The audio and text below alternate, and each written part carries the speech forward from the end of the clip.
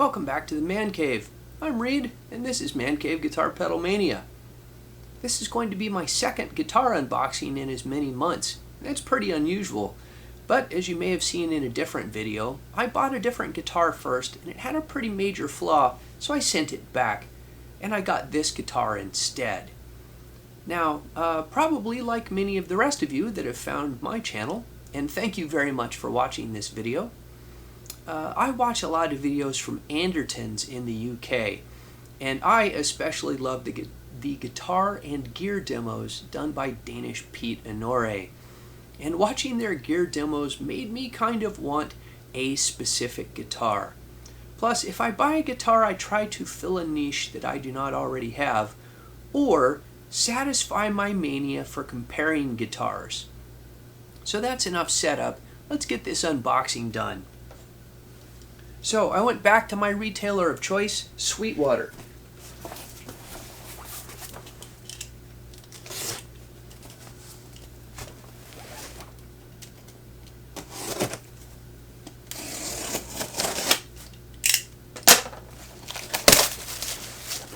Despite my problems with the earlier guitar, Sweetwater's customer service was exemplary as always.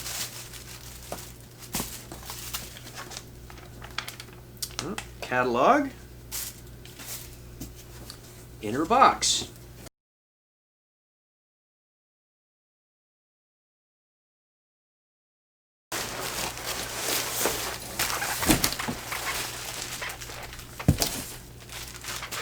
I'll clean all that up later.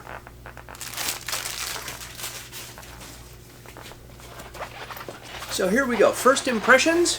As you can see from the gig bag, this is a G&L. G&L was Leo Fender's last company before he passed away, and they primarily stuck with Fender style instruments.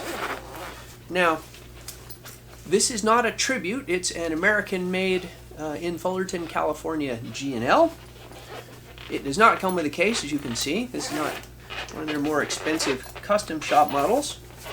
It's got a decent gig bag.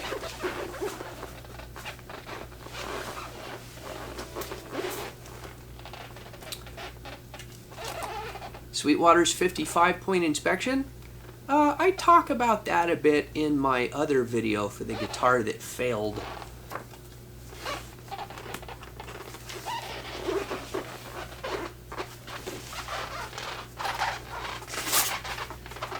Now this is interesting. Well, I want to show you the guitar first.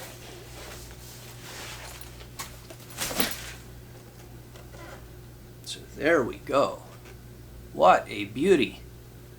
A G&L Legacy with a humbucker in the bridge. It's got coil split, 2 single coils, the dual fulcrum tremolo. Let's see here. Let's just start at the top. So these are not locking tuners, but it has split post tuners, the old Clusen style, which I actually really like. A fairly primitive string tree.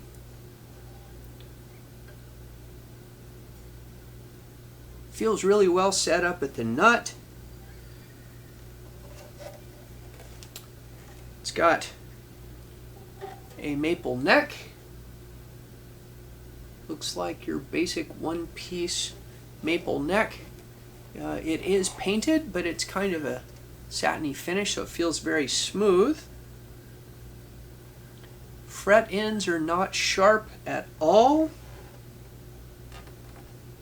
A Caribbean rosewood fretboard, whatever that means.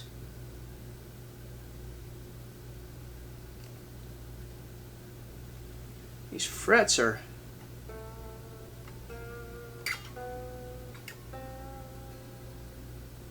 very smooth. I'm impressed. Fret ends are nicely dressed and rounded. This is jet black. Very nice. Now it is the straight up traditional Leo Fender design, no fancy extra cutaway. Weight is about average for a Fender style guitar. just over 8 pounds. So the features that are different on this from a standard fender, there's something about how he cuts the neck, but that's a little too in the weeds for me. So you have this dual fulcrum tremolo, which is somehow different than just a 2-post tremolo like they put in an American Fender. I have no idea how. And in addition to volume, you have one treble control and one bass control. They call that the PTB, or passive treble and bass system. So we'll see how that works here in a minute. And then a little switch for coil tapping the pickup. And I know some people like their pick guards nice and clean and they want push-pull pots. I actually prefer the switch. I think push-pull pots are really inconvenient. And frankly, they look kind of funky when you've got them pulled up. And your 5-way switch. Alright, so far, so good. Let's see how it feels.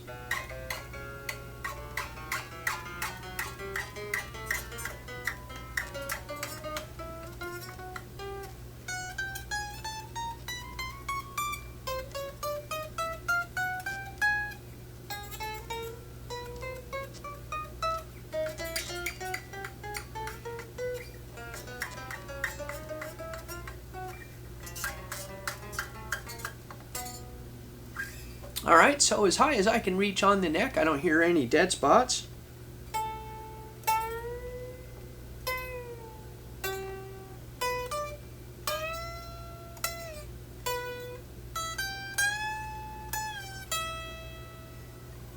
Doesn't fret out on bends. Excellent. Sorry to keep rubbing my nose. It is allergy season here. Oof, that is not in tune.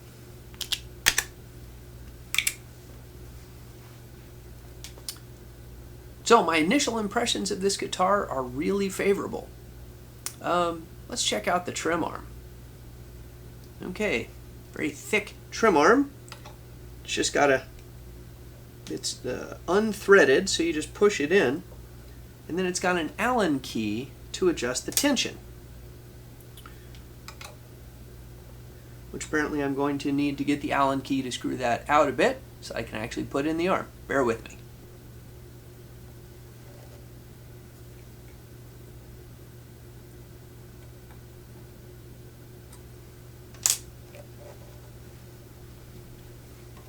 Okay, so you just loosen the Allen key, or loosen the hex nut. Bar slips right in. Feels nice and stable. I don't like my bar just flopping around loose, but I do like it out of the way when I play. Alright, let's tune this thing up and see how it sounds. Okay, the guitar looks good, feels good. Basic test, how easy is it to tune?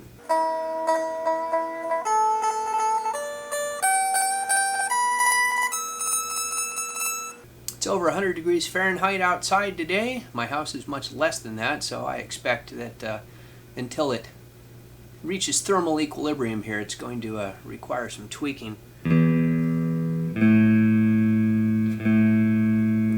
Whenever I've got a vibrato, I go through at least 2 passes, starting on the thickest string and going up.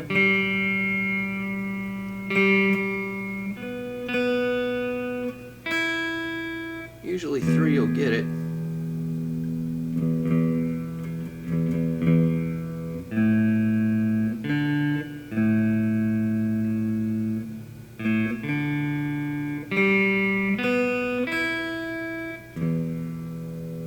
Okay, good.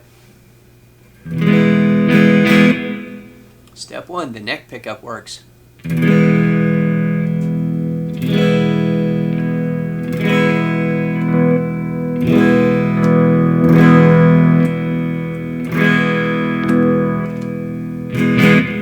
Okay, all 5 positions and the coil cut work. So far, so good. Let's get some tones out of this thing. I must say this fingerboard is really dry. I'm going to put some Formsby's on this. And kind of like a black car, this black paint shows every little fingerprint. It feels pretty good though. Let's see here. So this is just the neck pickup. This is on a very, very clean tone.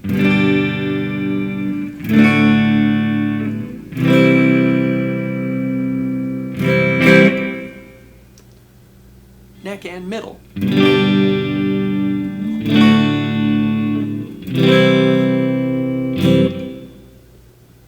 Just the middle.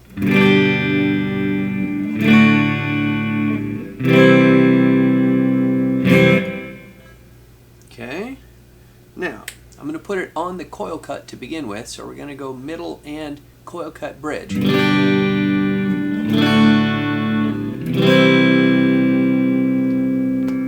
then bridge and middle, again with the coil cut on.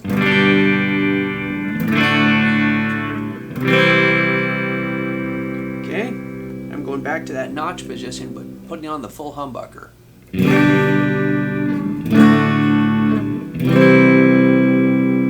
And finally just the bridge humbucker.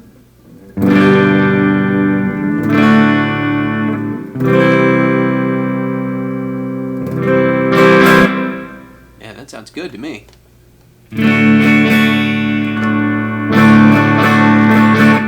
Nice tonal variation, good. Let's go to my mid-drive overdrive sound. Sorry, first on the neck.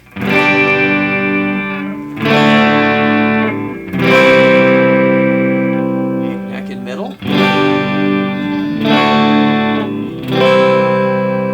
Just the middle.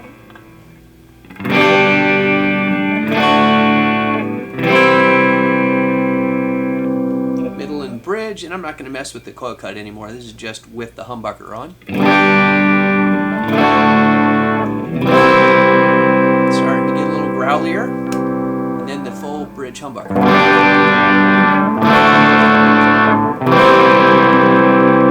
Yeah, I like that. All right, mid-gain tones. Starting to get a little noise on the single coil.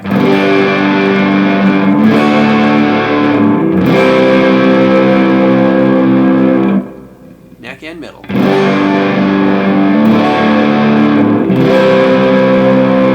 Just the middle.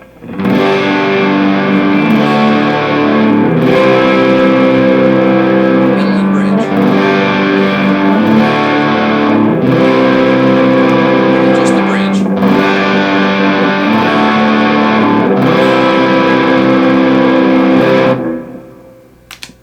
That's about as high as I normally do for a gain, but let's hear a high gain sound. Just for fun, I'll do the neck. A lot more hum.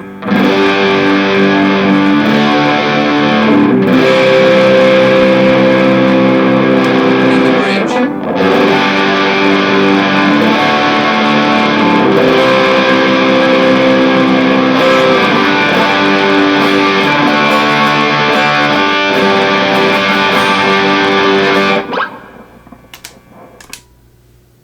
So far, so good. Let's try out the tremolo system. And because people are always arguing about online about the dumbest things, yes, I understand that a tremolo really is a vibrato system, and I'm pretty sure that Leo Fender, being an engineer, knew that too. If you haven't read the argument, a tremolo changes volume, and vibrato changes pitch. Well, clearly a whammy bar changes pitch and not volume.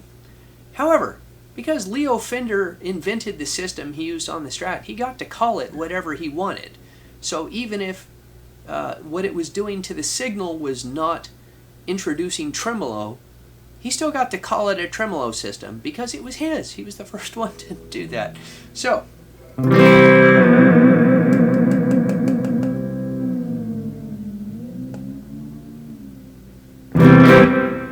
okay. It's set up to be a little bit floating, not too bad.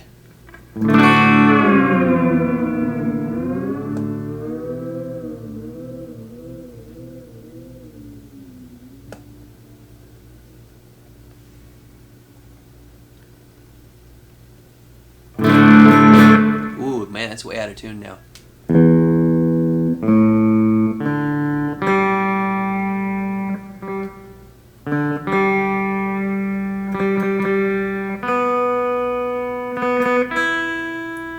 Well, actually, it wasn't that bad.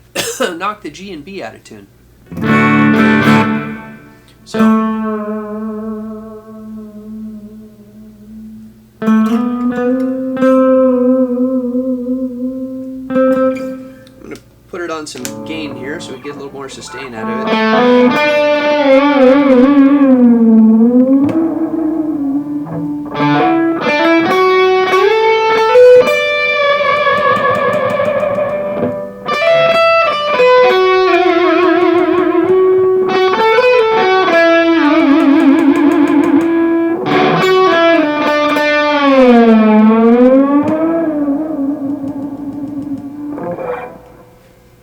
How's that for tune?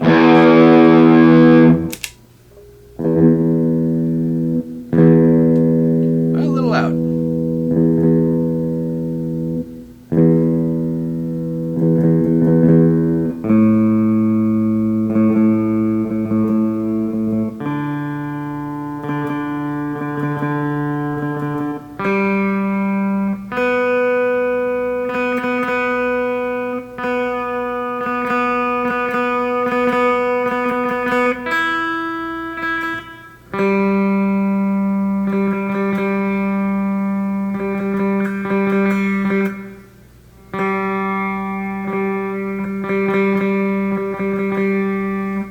Hanging up on that G just a tiny bit.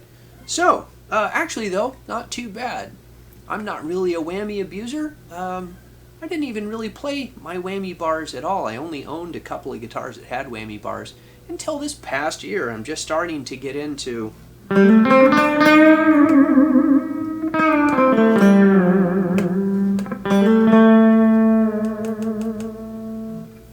so we'll see where that leads me in the future. So first impressions, this guitar looks great. It feels very high quality. The frets feel good. No dead spots.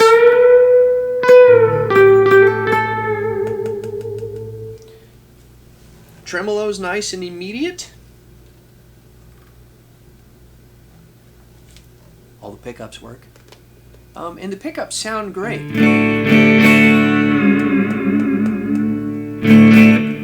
So I am really looking forward to putting this thing through its paces. In another video, I may do a comparison between this and the Wilkinson guitar that I built, because it's my only other real strat-style guitar. And one would hope that the US-made G&L would way outperform my own attempts, even though I still say that Wilkinson kit is a quality kit. Alright, so this is just a quick unboxing video with a few first impressions on this guitar. I think it looks beautiful. It feels very high quality. The sounds on it are exactly what I wanted. Clean, medium gain, and higher gain. I think they all sounded good. You get nice differentiation of sounds on the 5-way positions, and the coil cut sounds good. So yes, so far I am really happy with this purchase, and I hope that I get many, many years of use out of this guitar. So, I hope you found that interesting. I know G&L had kind of a bad reputation for a few years of not really doing great quality control. They've apparently been picking up their game, and they're trying to push back into the market. That's why they've got, you know, a push on at Sweetwater and Anderton's, and if this guitar is any indication, G&L is well worth your consideration. They're about the same price as a US-made Fender, depending on Fender makes such a wide variety of guitar models. You know, I mean, they've got what, 3 or 4 USA-made Strats? I mean, you can buy Fenders at a lot of different price ranges. Now, one thing I do think is very interesting, and I don't understand about their marketing, is this guitar with the humbucker and coil split is less money than just their straight 3-pickup Strat knockoff. Well, I shouldn't say it's a knockoff. It was Leo Fender who designed them both. But nonetheless, their straight 3 single coil guitar is $100 more than the guitar with a humbucker and a coil cut. And it's not that humbuckers are inherently more expensive than single coils, but it's more work to wire it up and put in the coil cut. So, I don't know. Don't understand that, but I'm not a G&L marketing guy. In the meantime, I am very happy with this purchase. Hope nothing happens to sour that soon, and you'll be seeing this in a lot more videos. So thank you for joining me. Hope you check out my other videos, and I hope you're all staying safe out there. So until then, I've been Reed, and this has been Man Cave Guitar Pedal Mania.